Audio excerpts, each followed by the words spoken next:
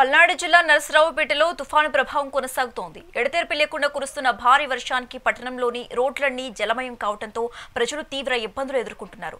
భారీ వర్షం కారణంగా వాహనాల రాకపోకలకు అంతరాయం ఏర్పడి రోడ్లు నిర్మానుష్యంగా మారాయి. ఈ రోజు రేపు తుఫాను ప్రభావం మరింత ఎక్కువగా ఉండే అవకాశం ఉన్నందున మున్సిపల్ కమిషనర్ అప్రమత్తమైన చర్యలు చేపట్టారు. అయితే ప్రజలను ఎప్పటికప్పుడు అప్రమత్తం చేసేందుకు ఆటోల ద్వారా ప్రచార కార్యక్రమాన్ని నిర్వహిస్తున్నారు.